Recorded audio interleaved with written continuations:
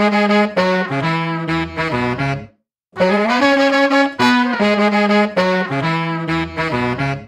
everyone, Neil Patel here. Thank you for downloading the latest episode of the Indian Startup Show. So in today's episode, I chat to Shyam Shah. He's the co-founder and CEO of Braille Me. It's a really impressive piece of hardware that plugs into mobile phones and computers to help the visually impaired access the internet and other digital content. Sounds really cool. So today we talk about how we got started, how it works, plans for the future, thoughts on what makes a great team, what motivates him, and the difficulties of doing a hardware startup in India, and finally some Elon Musk and Narendra Modi chat as well. So please enjoy the show. Thank you. Hello Shyam, thank you for coming on the Indian Startup Show today. Thank you so much for having me. Please tell the listeners around the world what you're building. So it's an interesting product for visually impaired people, and it's called a Braille display. So Braille, you might have heard of it, the script that blind people use to read and write. Mm-hmm. It's made of those small tiny dots which they read by dragging their fingers over it, right? And so what we are trying to do is basically make a transition from paper-based systems to an electronic system for them. Mm-hmm. You know, many years ago, we moved from, paper-based text to PCs and other electronic devices. Mm-hmm. But that transition didn't happen really for them. And they use these Braille books, which are really bulky. So one of the big problems is, today we have 40 million blind people, and of them only, around 10% are literate. And 70% of them are unemployed right now.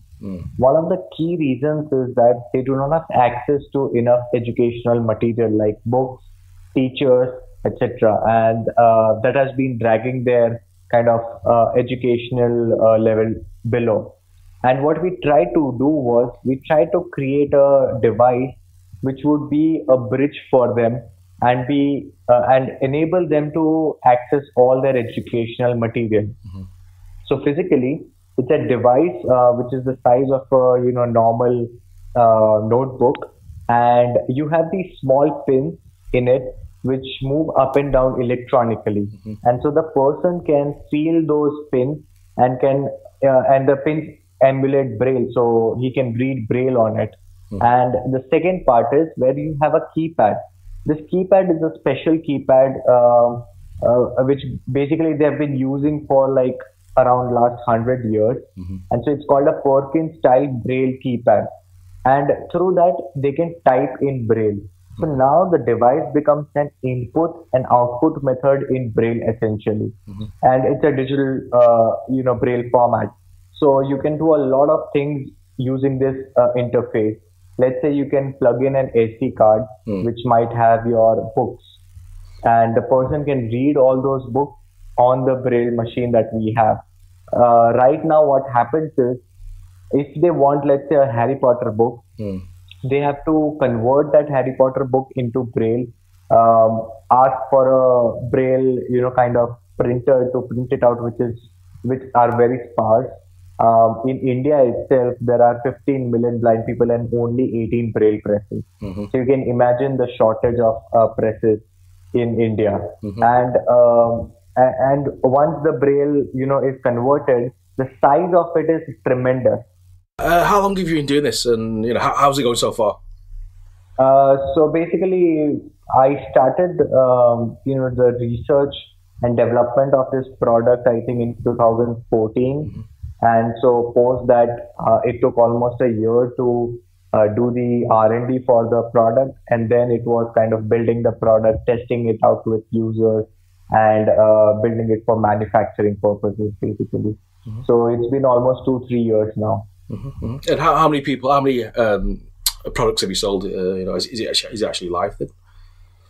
So right now, mainly products are, we did pilot testing with around 100 to 200 students and, people who are employed right now, mm-hmm. who are visually impaired. And apart from it, we are currently building a distribution network all across the globe. So we are in touch with distributors from 15 to 20 different countries. And we are right now testing the device and looking at how it would be beneficial for their users in their country. So we have a lot of pre-orders also from customers abroad, but currently we are not able to serve them since we do not have a robust distribution network. So the first step is kind of to build that network and then go to them, because we need to understand that this is a hardware product, and without having a distributor, it's really difficult to give them support and repairs, etc. What was the early days like then? So you said you were building the prototype. Right. So basically, I am an IIT Bombay graduate. IIT Bombay is a well-known institute in India, and in my last year, I started this project, and it was a really interesting start. So basically, I had gone to the National Association for Blind, that's in Mumbai. And I met a couple of people, and they introduced me to this idea that there is this challenge of Braille literacy is going down day by day, etc. And I started as a side project. It was completely different from my current studies. So I am an engineering science graduate, and this is completely different. And so I started as a side project to help them. And over time, the people used to encourage, the community used to encourage me a lot. Whenever I used to go with a small prototype, which generally didn't work, but whenever I went there, there was a lot of, enthusiasm and a passion associated. And that kind of motivated me throughout the R&D period. And once I had a proof of concept, and that was during my graduation. So I and along with me, Surbi, she's my co-founder. So we both started the company and, started developing the prototype and the product. And there were several interesting, kind of experiences which you kind of relish when you, look back at it. So there was, whenever we used to go to testing, as I mentioned, there was a lot of enthusiasm. And at one instance, what happened was we went to a school in Badlapur. It's a really rural area in around Bombay. And when we showed the device, the principal was so happy. She organized an entire show for us. Their students danced and sang songs, etc. So there was a half an hour show specifically for us. So that was really moving. How did you feel about that then? I think it's very encouraging, and one of the things we noticed that this is a very the visually impaired community is a very well-knit community, and they all their activities are heavily based on trusted influencers. And so when the principal declared that this device is really helpful, the students just accepted it. They did not question they showed a lot of love during that process. And, that stays with us all this development period and motivates us to, solve large challenges. Let's talk about the team then. You said you got a co-founder. How did you meet your co-founder? So we are both graduates from IIT Bombay, and we have been friends for 4 to 5 years now. So we met in our second year, and I don't remember how we met, but I think it was just mutual friends. And so, and she had, Surbi had interest in, business development and education. And I was more oriented towards product design and, kind of sales and things like that. So we had kind of complementary skills, and we thought it would be a really good idea to get together and build this company. So what qualities does she have then? So basically, she can give really good presentations, and in exhibitions, etc. I think she does a really good job of getting hold of partners, talking to CS organizations, talking to different stakeholders. So I think that is one area where she excels a lot, and I think she also does really well, in fundraising activities where a meeting with investors, convincing them about our business plan, etc. What, in your opinion, makes a good team then? A lot of teams do try and fail, in your experience. Right.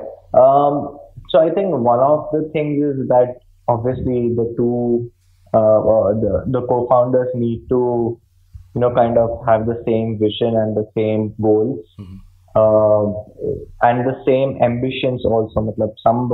At some point, certain guys would want, let's say, the company to be raised to a certain level, and the other guy might want to go way ahead. So the goals need to be kind of aligned, even on the kind of amount of value that you want to create. Secondly, you obviously want complementary skills. You don't want the same skills to be reflected all across people. Third is obviously you need really good teamwork. So basically, if there are like lots and lots of kind of hassles in each and every selection of your company, hiring or marketing or everything, if there is a lot of arguments, then it might not work in the long run. Obviously there needs to be arguments, but it needs to be a healthy discussion, and it can't be at every single point, right? So I think it's really more about gelling well and having respect for each other. Excellent. So obviously, a lot of hardware startups, are very hard to do. Right. What are your thoughts on this? So I think, especially in India, doing a hardware startup is extremely difficult. One of the key reasons is that we do not have an ecosystem. Like if you go to Shenzhen or Germany also, there is a really good ecosystem to nurture hardware startups. You have mentors, you have people who have done it before, who have built products from ground up. We do not have that kind of mentorship in India. A lot of products built here are mainly software based. Not a lot of kind of innovations in hardware have been done in India, and even the people who have done it are not really accessible. So that is one part which is lagging. The second part is going on to the operation. You really need a good vendor network. You can't do everything. You need to outsource a lot of work, and having that vendor network is like the most important thing, I believe, for a hardware startup to succeed, in a short time frame. And so one of the problems is in India, things go a little slowly.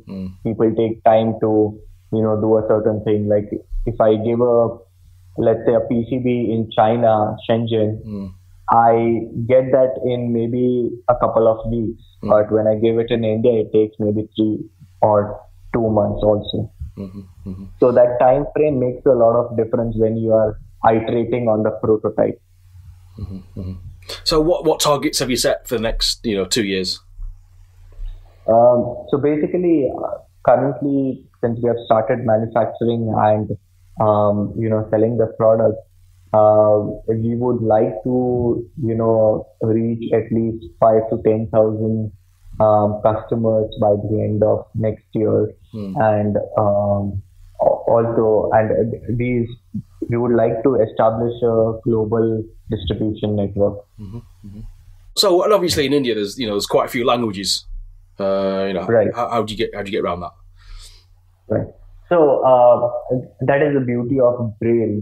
It's a script essentially. It's not a language, so you can convert any language into Braille. And so we have built a software which can support up to 40 languages. And so basically the same particular device can be used by a Marathi medium or a Hindi medium student, and also the same device can be used by a Chinese or a French guy. So in that sense, we are truly developing a global product, and we have support for around 12 Indian languages. Okay, so is this for like blind schools then, or is it for people who live at home, or both, perhaps? Definitely for both. And so one of the things that we realized while developing the product was there are two kinds of schooling done. One is special schools like blind schools. The second is integrated schools where you have the kid learning alongside sighted peers. And what we realized was that integrated schools, when the student is in an integrated school, their kind of manners and ability to communicate, confidence, etc., is way better than people in special schools.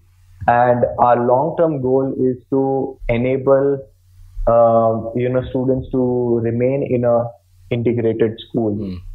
And so the initial part that we have done is we have kind of tried to solve a couple of big problems. One is that in an integrated schools, what happens is you need a special educator who would come and spend a couple of hours or 3 hours with the student, helping him to understand the what has been taught.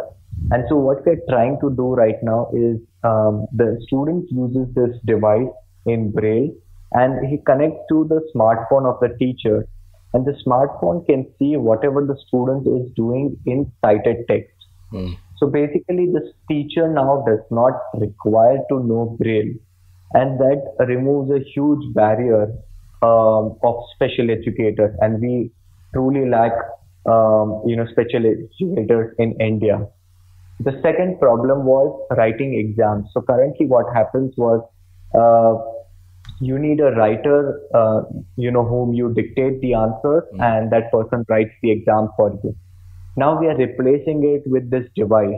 The device, the student can write his exam on this device and can simply give the e-copy to the teacher. So you completely replace that hassle of finding a writer, etc. So these are the kind of problems that we are looking at, from an integrated school perspective, and trying to solve one by one through our products. Okay, last few questions then. Do you have any people you admire, and why?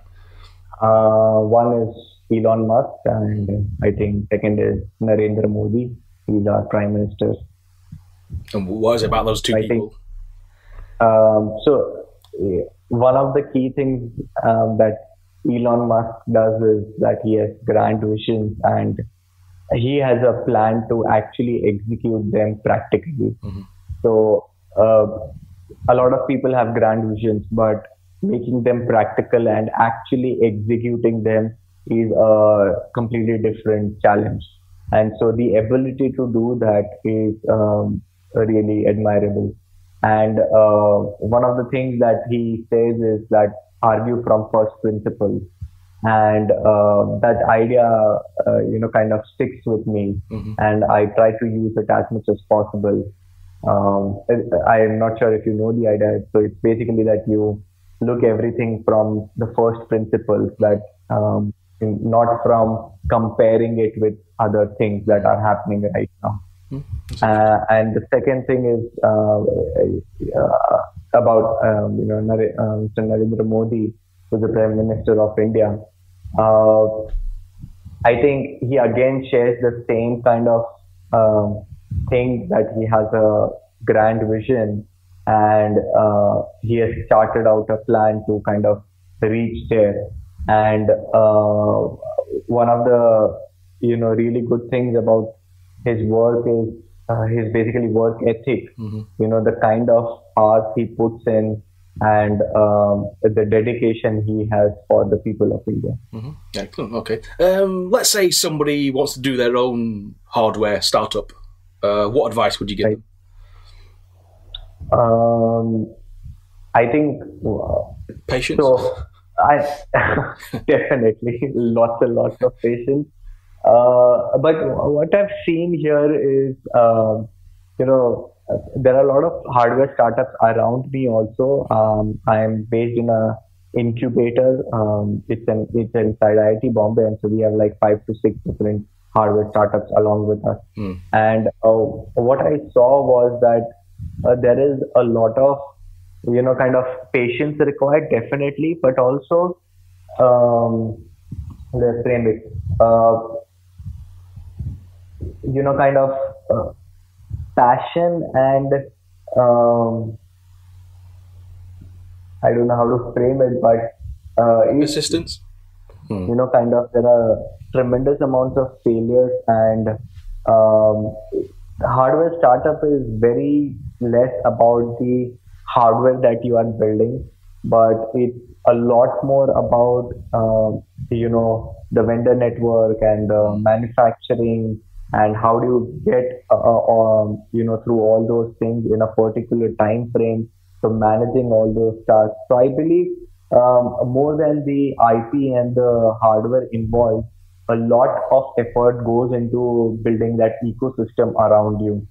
And I would suggest, people who are trying to do a hardware startup to try to build that ecosystem as early as possible. Try to build a network of vendors and, partners as soon as possible, because when you are in a partnership with certain vendors, you can ask for better time frames, better pricing, etc. And that goes a really, really long way in building a hardware startup. You said you went through that incubator. What's been the best piece of advice you've been given? I think the best is, just go forward. I think that's because there are lots of challenges, and when you are building a prototype and you look at all the challenges ahead, that you need to make it a product, you need to test it, you need to manufacture it, and then sell it. So it's like 1.5 year of cycle without having any revenue or kind of any customer validation. So you are still in a very dicey position. So staying that path is really difficult, and I think the only good advice that I got was that just go ahead and take it step by step. Excellent. Last question for people who want more information on you and Braille Me. What must they do? For getting information on Braille Me, first of all, you can definitely go on our website, www.innovationtech.co, or else you can drop us an email at info@innovationtech.co. We are based in Mumbai, inside IIT Powai. So if you want to drop by anytime, feel free to drop by. Excellent, Shyam. Good luck with everything, and thank you for coming on the show today. Thank you so much.